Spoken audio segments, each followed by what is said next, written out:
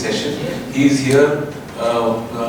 We had a wonderful session at 11 o'clock today in the morning, where he spoke about his latest book on Shivaji the Great, Chhatrapati Shivaji Maharaj, his military prowess, his naval strength, and I mean, it was such a wonderful session. So while I was talking to him a couple of days back, and I requested to speak a little bit about 1962 war. So that is where he immediately agreed. So before we begin the session, a round of applause for Col Anil Athale.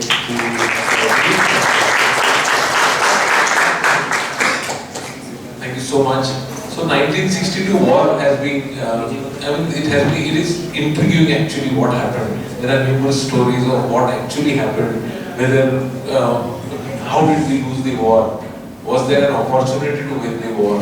Was there some mistake from our side? There are so many different facets to it. And while I was talking to him, I kept on asking him.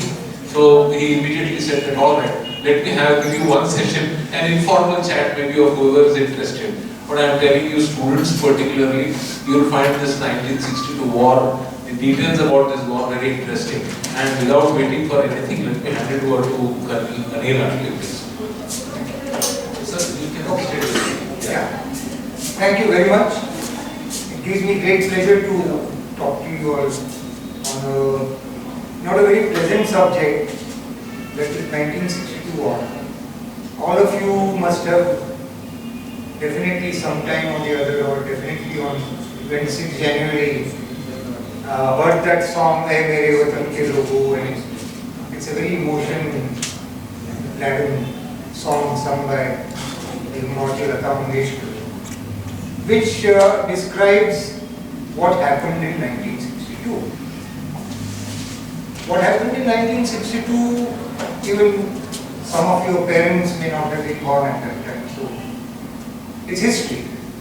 But yet, it is something which is not purely history. Even today, that is last 2 years ago, you all must have definitely read about the India-China clash in Karwan and fighting and the army being deployed there and all kinds of things. So, something which happened in 62 continued to cast its shadow even in 21st century. So it is essential for all of us to actually know and realize what is it that happened in 62, why it happened, could it have happened differently? These are questions which need to be asked and answered. As someone who researched this particular subject for over 5-6 years as a part of the government, I was lucky to have access to all the Government of India documents which were made available to us, including the top secret Henderson Group's report, which continues to be kept secret by the government to date. Plus, I was given a Kennedy Fellowship to go and study the related documents in the US, because at that time, President Kennedy, who was the American president, came to India's help in the time of need. So to those people of my generation, he was a big hero. And that was the only brief period during which the Indians actually liked the Americans because of their help to us in 1962. We are again back in the same era. Again, Americans are our friends. Again, they are helping us against China. So, one can say history repeats itself. To understand the geopolitics, I don't know how many of you are into that subject per se, but the borders of India in the northern area, Kashmir and Tibet, that area, they are defined and determined by history. In it was in the early 19th century that the Russian Empire was expanding on land towards Siberia and towards the Pacific Sea, because Russia always wanted, Russia is a landlocked country, so to say. So they wanted warm water ports. So they were expanding towards east. The British, who were ruling India, were afraid that the Russians may turn south and try and access warm water ports of Indian subcontinent. So because of that, the British decided that the Russian Empire must be stopped either in Afghanistan or in the Jammu, Kashmir and Ladakh area, through which they thought the Russians would likely to come down south. It so happened that that never happened. Russians instead went towards Vladivostok and turned east and went towards Uzbekistan and those areas and captured those and became part of the Russian Empire. So they got their warm water sea ports on the Black Sea instead of coming down to Indian Ocean. But because of this happening, the British Empire extended its borders in Ladakh area so as to stop the Russians from coming down south. This is the history that put our borders in Ladakh on the Kunlun mountains. They are not Himalayas. Unfortunately, in the popular folklore, we keep on saying Himalaya ka defense karna hai, etc., etc. Actually, we are beyond Himalaya. There is a Karakoram, and beyond Karakoram there is Ladakh range. Beyond Ladakh range is the Kunlun mountain. So our border currently, we claim to be on Kunlun mountains, not Himalayas. This is one first unfortunate myth that has got very solidified in Indian minds.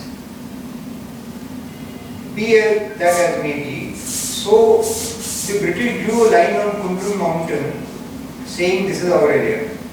But once the Russians didn't show any interest, the British never bothered. They never sent their soldiers there. India, after independence, also didn't send our soldiers there. So basically, between Tibet and India, there was a large area north of Ladakh which was unoccupied, which was nobody's. It did not belong to India, it didn't belong to Tibet, it definitely didn't belong to China. It is that area that the Chinese occupied in 1956-57. Why did they occupy it? They occupied it because they wanted to build a road linking Tibet with Xinjiang province. Now the way the geography is, that is the only place from where it is possible.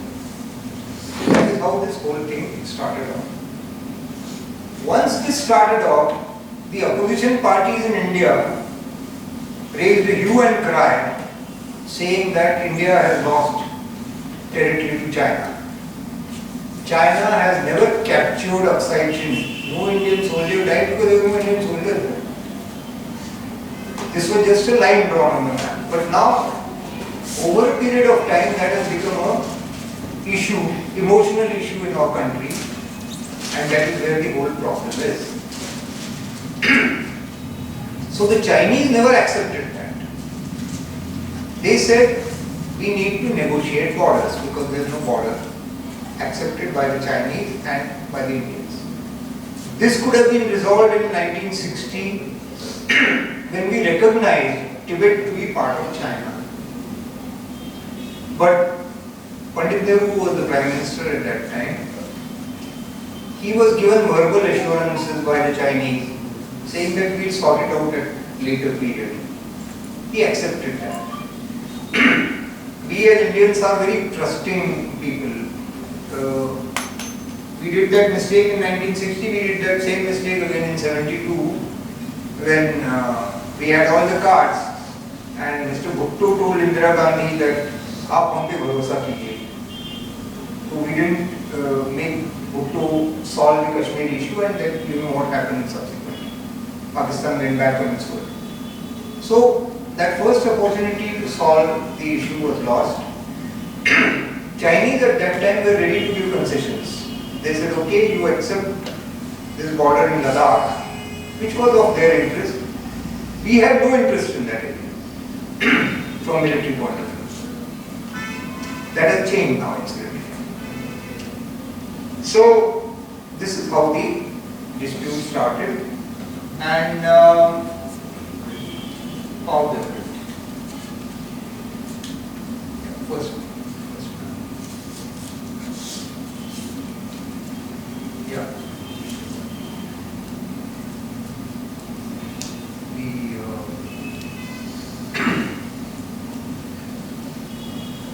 And the Chinese attack.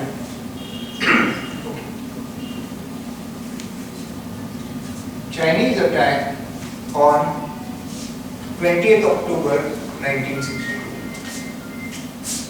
We were totally unprepared. इसके साथ में audio file audio on कर दीजिए.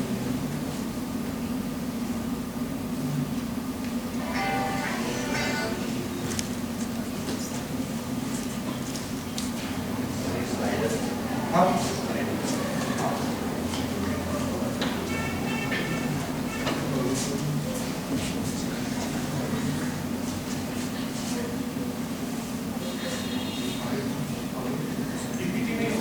PPT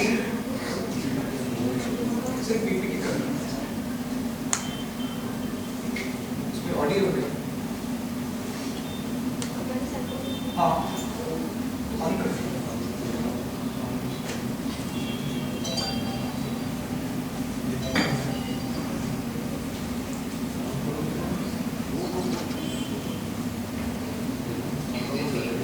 नहीं होगा. नहीं.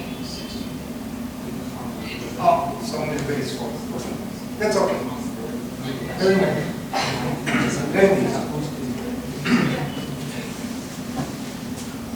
So basically,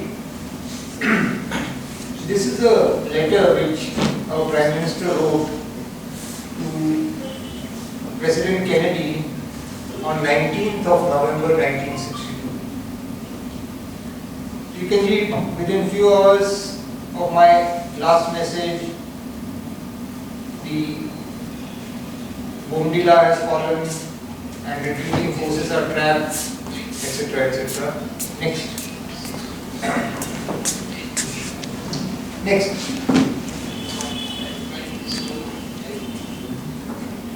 The audio resolution. Next.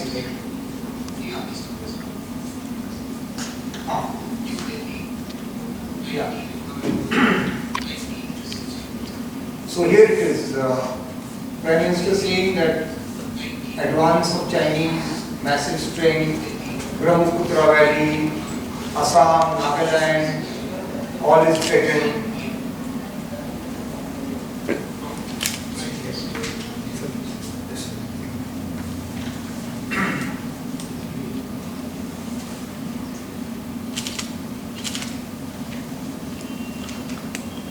Situation is really desperate, and if we don't get assistance from you, there will be a catastrophe and for our country.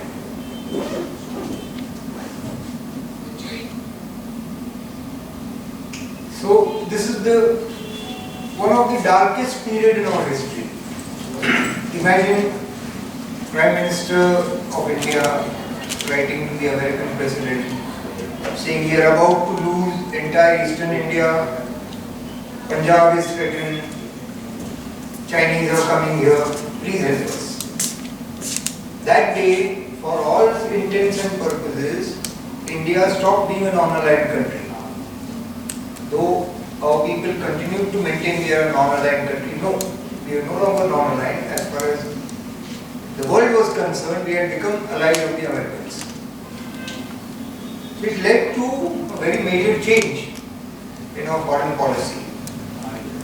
Plus, the setback has put such a psychological burden on Indians that whenever it comes to the Chinese, we feel that while we can deal with Pakistan, we cannot deal with China. So this conflict is, as you can see,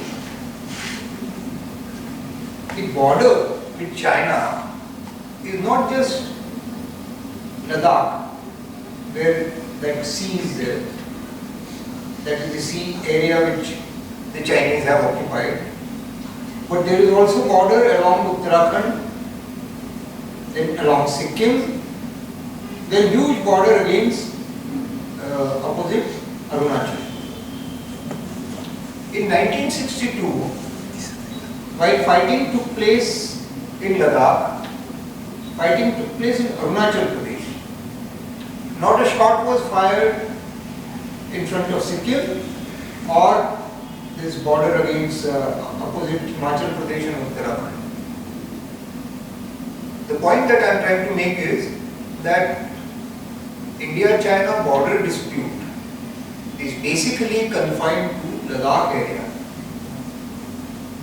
Now the Chinese are claiming entire Arunachal Pradesh, but in 1962 they made no such claims. This is much later, as a bargaining counter, Chinese have been claiming this. So really speaking, the disputed area is only Ladakh. Yet that dispute, which started in 1962, continues till today. 2 years ago you must have read that news about Galwan, etc., etc. So it is important to know that why this has continued so, and what have been the reasons why all this happened. Here is a graph, very interesting graph. This is the UN statistics. You can read it yourself. That clear-cut dip in the global population life expectancy, Spanish flu, World War. Then again in 1960, how come? The reason for that was, at that time Mao Zedong had started his great leap forward, and as I mentioned, 15 to 40 million, 4 crore people, Chinese, died of starvation. There was huge turmoil in China, and Mao wanted to divert the attention of Chinese people, so he found an easy way to fight against India. So one of the reasons why China attacked India in 1962 was to divert its people's attention from the terrible death that was taking place in China. Even in 2023, we do not know exactly what happened in China at that time. You all are currently aware of the current affairs. Same thing happened during the COVID also. We really still don't know how many Chinese have died in COVID. This is the difference between democracy and totalitarian communism. You all, as young students, must know this before you start cursing your own country.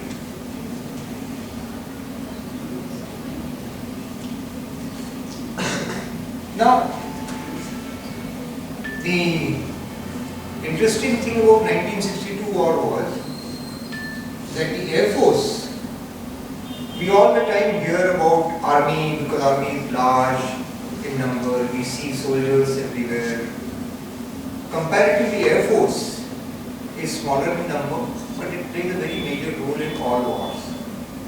In 1962, we could not have fought against the Chinese without the help of Air Force. Here you can see the Herculean effort that the Air Force did to supply our people, because at that time, today if some of you go to Ladakh and other places, you will know there are roads.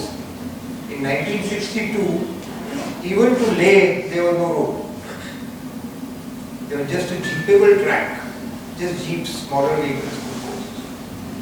And to supply all the soldiers there, etc., impossible. That was done by the Air Force.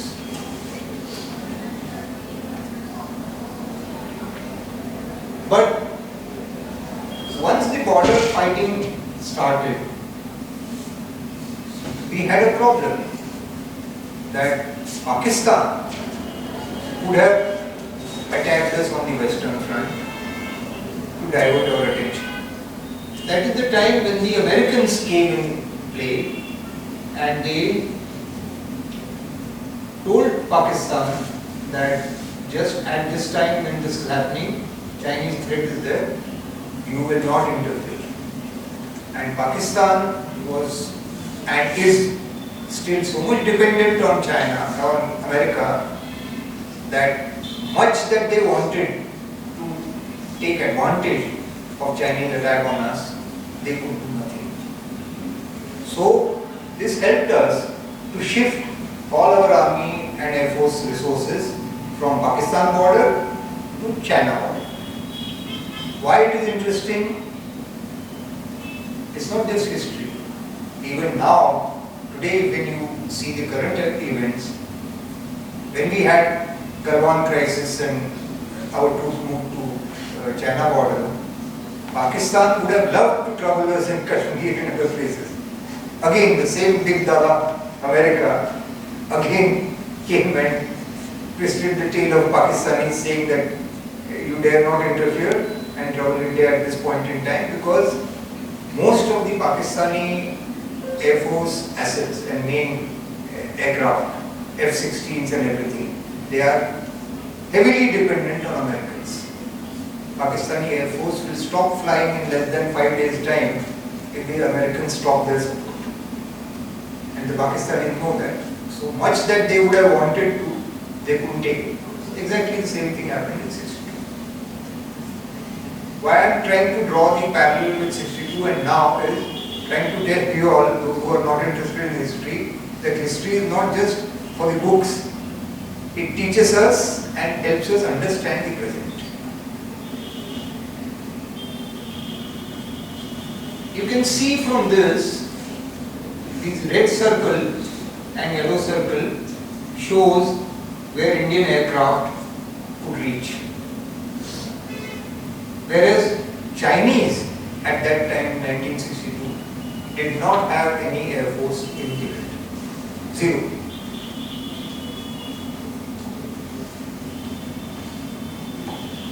This is the comparison of Chinese and Indian Air Force's capability at that time.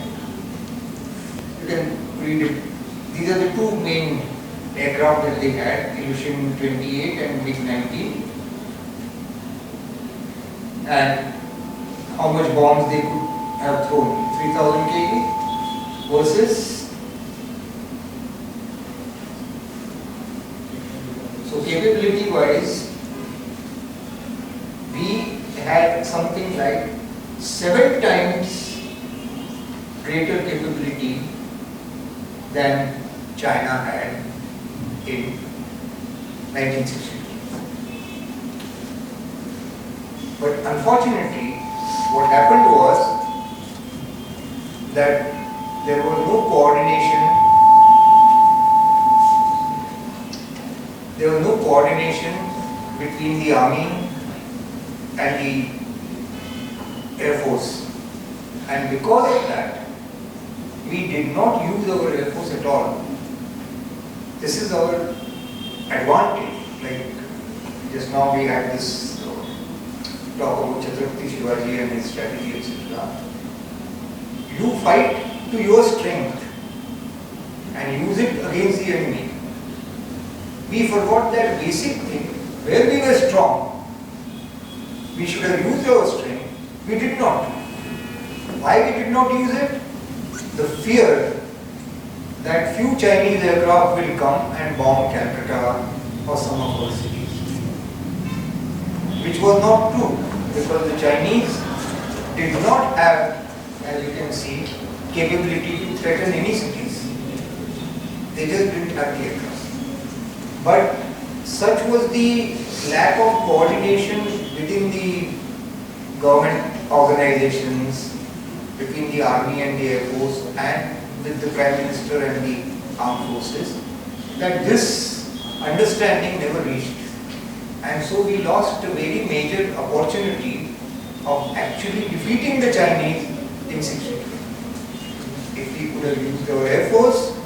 Chinese had no answer to that, and we could have definitely stopped the Chinese from advancing any further. This didn't stop only then. Unfortunately, this history and lesson we never learned. Because we didn't learn that lesson, 3 years after this, in 1965 when we fought the war against Pakistan, we again attacked Pakistan without using Air Force. In the entire modern history after 1945, this is the only instance where a country has been stupid enough not to use their power while attacking any other country. Why we did that? Because the lessons of 62 were never learned.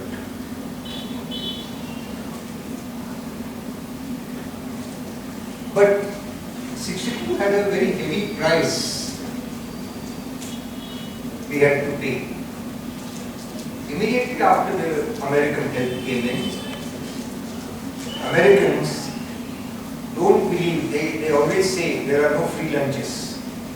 So, first was the Americans told us that Pakistanis have not attacked you during this.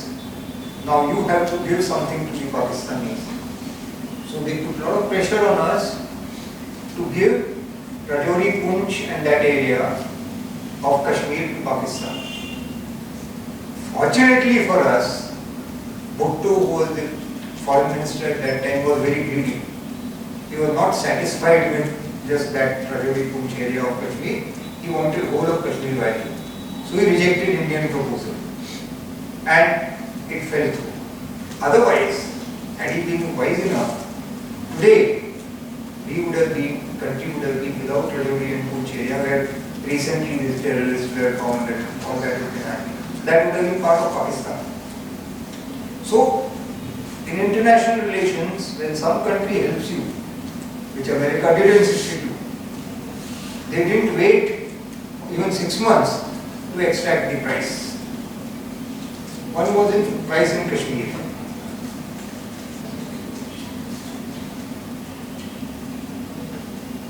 Second was Americans ne khatam off kar. Second was even within 2 months of 62 war, American president wrote to the ambassador there that it is time that India helps United States in fighting in Vietnam and Laos. So, in return for the help against the Chinese, Americans wanting to extract 2 areas their price. One was Kashmir, they wanted to give certain part to Pakistan. Secondly, they wanted Indian army to fight in Vietnam and Laos for the Americans. Luckily for us, we thwarted that pressure and did not do that. Otherwise, you can imagine how the entire history of Asia would have been different if India would have fought against Vietnam and in Laos in Southeast Asia. What could have been the repercussions? In conclusion, there is this business about those who don't learn from history, repeat the history, etc. Which is correct. But even bigger lesson is, if you don't know your history, then you keep on seeing how the history repeats itself and the mistakes of history repeat themselves. Plus, as I have shown in this small presentation, history is not dead. Same pattern of superpower and American interest and our foreign policy and our interest continues to repeat itself even in 21st century. Like, you mean to say the Americans are helping us today against China? There is no price to be paid? Of course there will be price to be paid. this is the lesson that you must take, that good intentions, peaceful intentions are all fine. But unless a country has its own military strength to stand up and stand on its own feet and defend its borders, we will continue to be subjected to these kind of pressures and problems. I think I rest my case here. Thank you.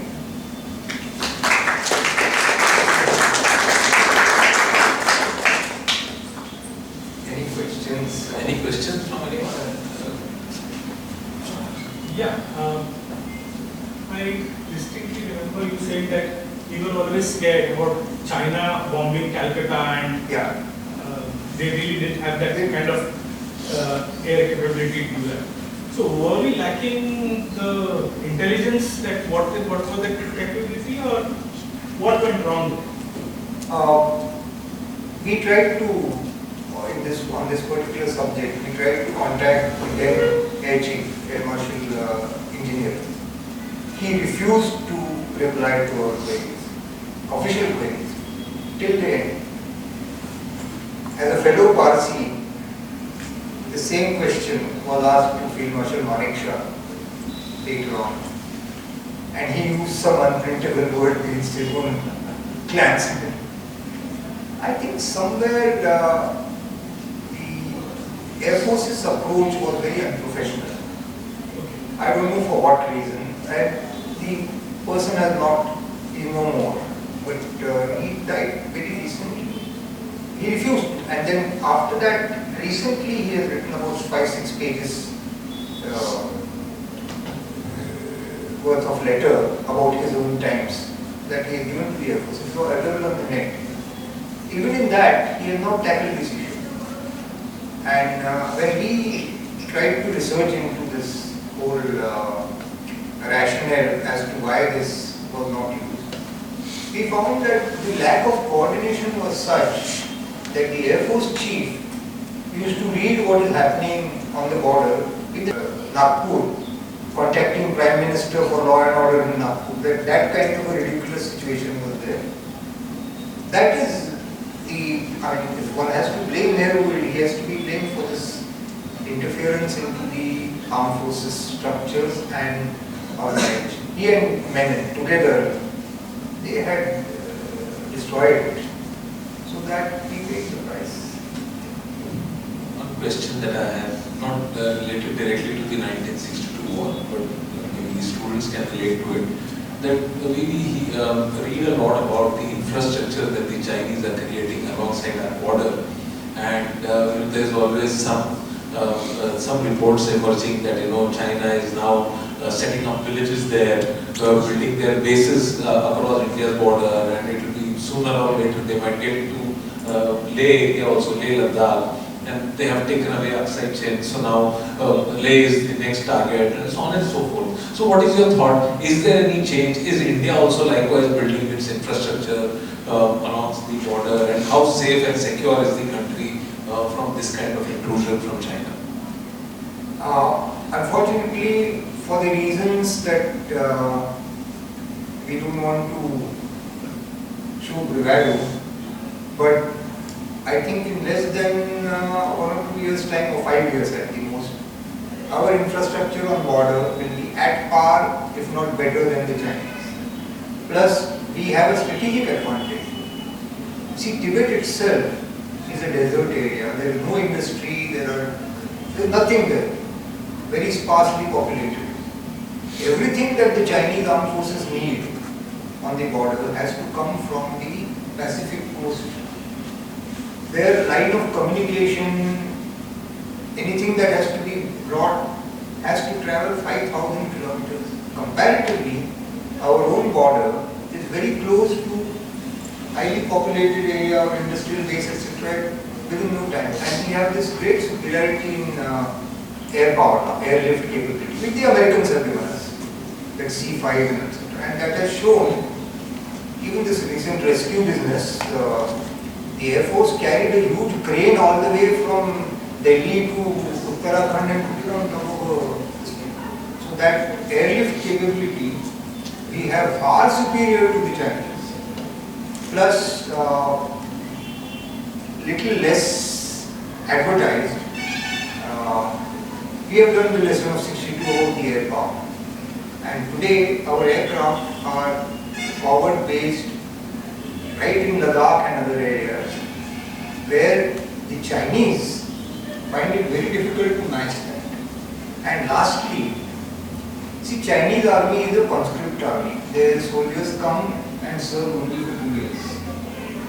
Plus China is a very big problem for it's a country of little emperors in the sense because of their one-child policy. Most of the Chinese are single children in their parents. And that one child is looking after his parents and grandparents. Their population growth has dipped. So the morale of the Chinese soldiers deployed in Ladakh particularly is extremely low. They are very scared. That some time ago that video had come of Chinese soldiers crying while going to Ladakh in the train. Have you ever thought of any Indian soldier crying to go to Ladakh? Our soldiers are very happy because they get good rations there and they get extra allowances also. There are plenty of people who are volunteering to go to Ladakh because they can make good money, you know. And so there is no comparison between the Indian soldiers and the Chinese soldiers.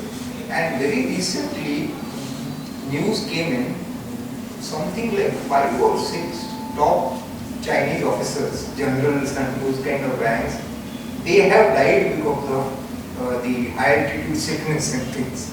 So Chinese are very badly affected by that.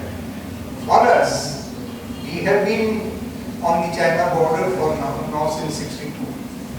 So we have got mastered that technique of acclimatizing and slowly moving, etc. The Chinese, they come in from Xinjiang, they suddenly come up to higher area and they come up in a vehicle right up to that.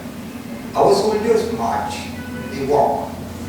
So by the time they reach that area, they are quite acclimatized. The Chinese get down from vehicle and climb up, and they are, any of you who have gone to Ladakh, you will see, howsoever fit and young you may be, you climb about 10 steps and this thing, you have to start breathing like that.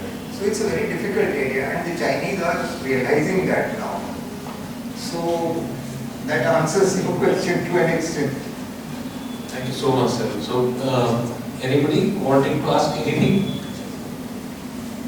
May not be 62 about the Indian Army, maybe about how the forces are. कुछ पूछना है?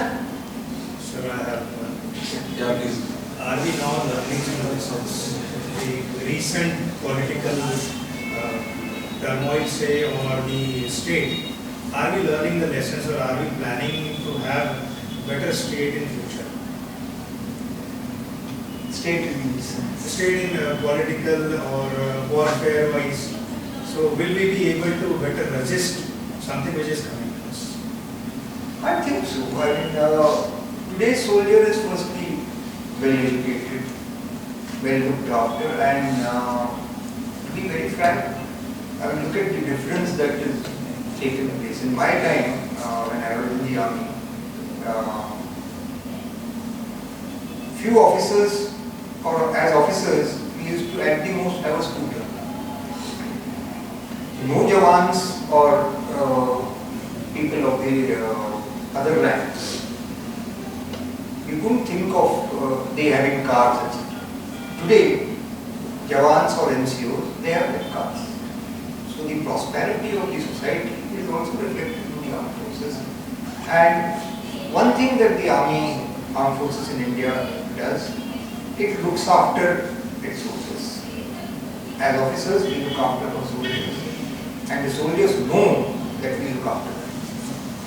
And that kind of that tradition of that bonding remains today. In the sense, I recently was in Leh and other places. So while I have retired now for more than 40 years ago, but I am in touch with people, and that officer-man relationship and general cohesion within the armed forces, which is our great asset, and that continues. And that is something which is lacking in say the Chinese army or the Russian army for that. You see what is happening in Russia-Ukraine war. It's absolutely terrible. So brilliant insights. I love the insights. I have a question. I think there's a huge technology gap between Indian and Chinese army machinery, I think, and that's been already reflected in, like you mentioned, Russia and Ukraine war. I mean, warfare is completely different in this sphere. I mean, Russia and Ukraine, because drones are being used, and Russia is lagging behind. More number of soldiers, more tanks, everything. Is there, do you think there's a huge gap? No, I recently was there in Ladakh just about a month ago. I don't think in terms of weapons and weapons of war, there's such a gap between China and us. Because the Chinese weapons and equipment are still nowhere near what the Americans and others have. There's much lesser technology. Drones, much is being made of drones at the moment. I think it's a passing fancy in the sense that, I mean, you can buy a drone today for 2,000 rupees. Make a bigger drone and have it, no problem. Answer to drone attacks and things will soon be found. Currently the answer is there, but the answer is expensive. A drone costs just about, say, 10,000 rupees. You fire a missile costing 10 lakhs to shoot down one drone, it doesn't make sense. So it is that which is being exploited at the moment. But we ourselves have found a very, very interesting solution, like typical Indian jugaad. In the 1960s, there used to be this ACAC gun, they call it, anti-aircraft. There used to be old guns which fire very rapidly. And a normal shell, it's like bullets. They cost 20 rupees or 15, 20 rupees, that's all. Those, after the modern aircraft, which fly very fast, you can't hit them with a gun. So missiles came. So those guns, fortunately we didn't throw them away. We kept them. Now we have modified those guns. They fire very rapidly. Their shells are cheap. And they can shoot down all these drones. Plus in the good old days, in Second World War, against aircraft, they used to use wire nets. So similarly against the drone swarms, wire nets are thought to be used. And ultimately the weak point in the drone attacks is the link between drone and the operator, that electronic link. The concentration is toward that, to capture that or to disable that. So the drone, if it becomes rudderless, it just sort of moves around, or you can even turn it around and go back and like a boomerang. So that is still evolving, but whatever little I have seen and know from the open literature and otherwise, China does not enjoy a technological edge. You somehow, so, I mean, a different example, but like Chandrayaan, we made such a big thing, but China has already landed 3 times. Yeah. And we did not land very far from the Chinese, one of the satellites which had landed. I mean, it was a big achievement for India, but they are being very quiet about things. China on in space technology and everywhere is quite ahead, much ahead of India. But I'll take your mind to similar happening during the Cold War. Russia was much ahead of America in the space exploration. Their rockets were bigger, they sent Sputnik first, etc.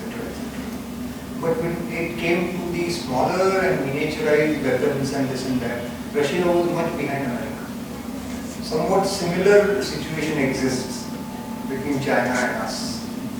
That China has bigger rockets than that, but in terms of sophistication and control, our space program seems to be even more sophisticated than theirs. Like we made that Chandrayaan jump up and all, so that remote control thing to make something jump up on moon, that's quite a big achievement. China has not done that yet. So, and it's not my basic subject, but generally This is what I feel. So one last question. Since you said that you still have a connect with the people there, it was generally thought that recruitment in Indian Army north India से बहुत ज्यादा लोग जाते थे. I mean UP में हर गांव से एक आदमी जाता था. हमारे सेंट्रल इंडिया से इतना नहीं आता था. I mean is there a reason for that? Because I know another gentleman who was is a retired wing commander. So post Pak war, हम लोग सब वापस जब नागपुर आ रहे थे, तो बोले पंजाब राजस्थान में लोग आके बोले आर्मी वालों को ट्रेन में खाना खिलाते थे, ये खिलाते थे. बट जैसे gradually we started coming down towards central India, बोले वो चला गया. एंड वो the enthu was people had just heard about the war. तो कहाँ लैक हो रहा है? I mean why central India से हम लोग क्यों फोर्सेस में इतना actively? No, there is a reason. ये तो आप सिर्फ खाना वगैरह की, सोल्जर की उसकी बात कर रहे हैं. 65 में जब एक्चुअली जो आप लड़ाई चल रही थी तमिलनाडु में, न्यूज़पेपर्स में उसकी न्यूज़ ही नहीं देते थे. It is that part. इसकी वजह है, मेन रीजन ये है कि luckily for us India has fought it's war only on borders. तो बॉर्डर के नजदीक के जो लोग हैं they get directly affected. And so people, the last time people in Nagpur or Bombay or Pune have seen a shot being fired was 1818 when the British fought against the Peshwa. उसके बाद में हमारे कहीं भी interior में inside the country war या fighting हुई ही नहीं. So automatically that happens. But अभी तक I mean still now there's I mean recruitment यहाँ से बहुत कम होता है. एक तो traditionally Indian army is a traditional army और ट्रेडिशनल रिक्रूटमेंट एरिया से लोग जाते हैं, वो भी अभी कमी हो गया. पंजाब से कम आते हैं. In Maharashtra Maratha light infantry में एक जमाने में mainly people used to go from Satara, Sangli, Kolhapur, that area western Maharashtra. वहाँ से अभी सब शुगर बैरन्स वगैरह बन गए, कोई नहीं जाता है. अभी कोकण से जाते हैं. Maratha light infantry today is dominated by people from Konkan area. वहाँ पे कंपैरेटिवली जॉब्स नहीं है, पॉवर्टी है, etcetera. And soldiers life is a hard work, इसमें कोई शक नहीं. सो एवरीबॉडी लाइक गुजरात से तो आर्मी में आप 3-4 लोग भी नहीं मिलेंगे. उसकी फनी स्टोरी इज जब ये कारगिल की लड़ाई हुई थी उस टाइम पे lot of funds were collected and all that.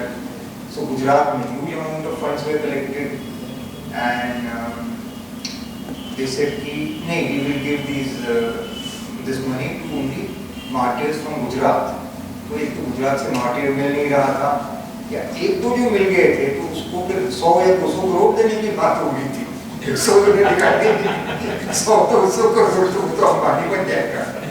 So that is the way it is. और उसमें but awareness नहीं है.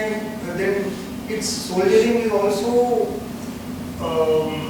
profession and vocation both. Some people like soldiering. Gurkhas, I am Gurkhas से हूँ.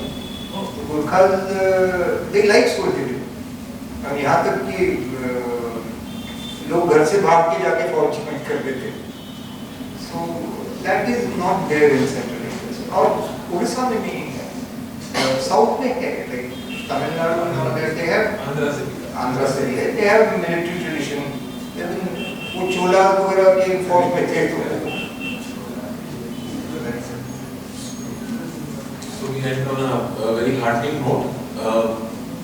Very nice to hear that the soldiers are looked after well.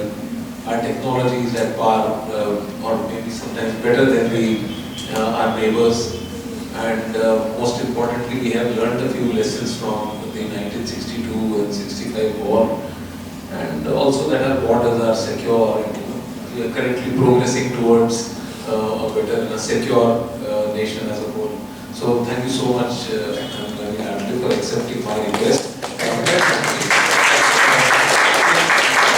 I took on your job since it was a personal request, and therefore thank you so much everyone for being here. Thank you. And